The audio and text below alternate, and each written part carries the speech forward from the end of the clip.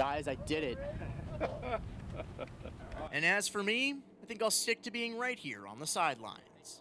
On the road at Atlanta Motor Speedway, William Bazzone for WGXA News. Carlos and I made a bet to see who would be wearing a Browns or Steelers jersey. My Browns won in the snow. And Carlos, I just have to sit and watch this right now.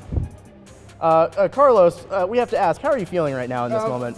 Yeah, Carlos, and listen to the crowd right now. This is a team that hasn't done something in the city of Macon since 1975, reaching the state championship game. Even though it was a 20-point loss, I think the Raiders have a lot to be proud of after their season. It's senior night. It's a big game to really just cement yourselves. Yeah, you know, it's the most important game because it's the next game on the schedule. Ware County's got an outstanding program. They got an outstanding football team, and we do too, and it's going to be a great high school football game. On the dance floor in Macon, William Bazzone for WGXA News. Looking like an Indians route early. Here's Duke Johnson, big bad Duke Johnson on the first score of the game on the draw play for the Indians. The home fans are feeling good about this one. They're going up by as many as 11. But the Bears, they're going to fire right back. They say, anything you can do, I can do better. First play TV, quarterback Antoine Hill fires it to Isaiah Mitchell in tight coverage. Two Jackets defenders try to wrestle him down, Carlos, but he's slippery.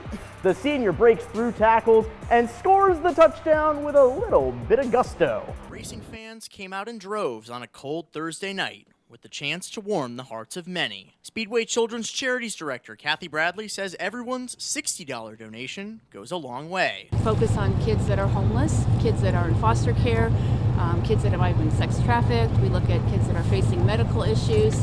I love helping, and it's just probably the most wonderful feeling at the end of the year when you're giving out checks knowing that you're helping those kids. Drivers could put their skills to the test on a 4-lap race around the Speedway. Some showed up in their souped-up sports cars. Others went with something bigger. Tim Goins and his wife are from Noonan and have been to the track as fans many times, but decided to live on the wild side. It was totally different.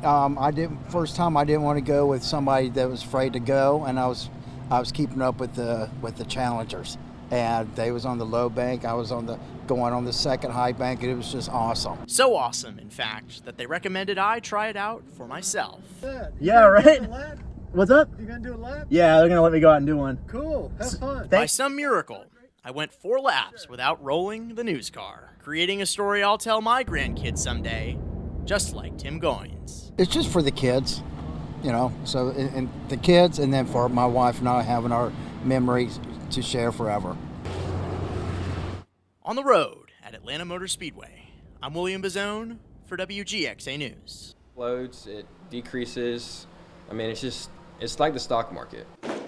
That's Mary Person's high schooler Max Bradshaw, who currently runs his own card shop out of Bolingbroke Antiques. Cards might decrease in value as seasons come and go, but Max's wallet just keeps growing. Usually a monthly, I would do around $3,000, $4,000, $5,000 a month with just this small space. But how do cards fetch such a high price? Charlie Hainish, the owner of Middle Georgia Sports Cards and Collectibles, has a hunch. Every year they have to reinvent the wheel.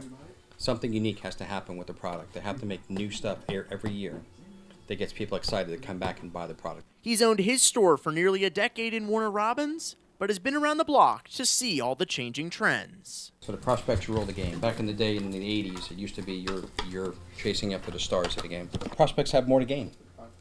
There's more potential. Now, some people might not see that much value in a 2.5 by 3.5 inch rectangle, but these trading cards are something that are bringing both generations, old and young, together to form a new, booming market. Bradshaw has a taste for the flashier stuff. So right now it's probably an Acuna. It's number to 5 Acuna autograph. It's about $800. I've got a card, a Jaden Daniels autograph coming in. That's like a $2,000 card. But Hainish likes his card stock a little bit older. It's George Brett, Billy Williams, early Willie Mays, and an early Tom Seaver. This year they won the World Series, '69. All finding their place in a market with plenty of chances for home runs. The crowds, the shiny rings, and the Vince Lombardi Trophy, Monroe County is still home for Chiefs defensive end Malik Herring. Just ask Brian Nelson, his old high school head coach at Mary Persons. Every time they get a free moment, he's like back here at a game on Friday night or back in this weight room working out. So he hasn't ever forgotten where he's come from. As a kid growing up in Middle Georgia, Herring's cousin and current Monroe County Commissioner LaMarcus Davis coached him in both football and basketball, and he knew he was headed for bigger things. Growing up, he was always the tallest and biggest kid, and when I used to see him running across that field turning flips, and dunking a basketball goal at 8th and 9th grade, I knew something special was going to happen. Dan Pitt Stadium was Malik Herring's stomping ground for 4 years, and though a lot came easy for the Forsyth native, there was some adversity he faced that shaped him as a football player.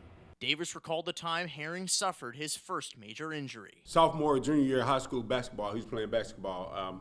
We was at a Christmas tournament up at Union Grove High School in Henry County. And I was there and witnessing him tear his ACL then too. And while performing a routine block at the Senior Bowl in Mobile, he tore his other anterior cruciate ligament. Now it's from, I'm going to get drafted in the 2nd or 3rd round, to now I'm just a free agent. But his resilience caught the attention of the Kansas City Chiefs and of his former defensive line coach at Georgia, Trey Scott. To be able to see him go through that heartbreak and overcome the adversity, I appreciate, as someone who loves him dearly, the Chiefs organization finding value in him. And I think this is his 4th year in the organization. His stats may not be what they were in high school or in college, but Herring has done what very few can say they've done in the National Football League: win a championship.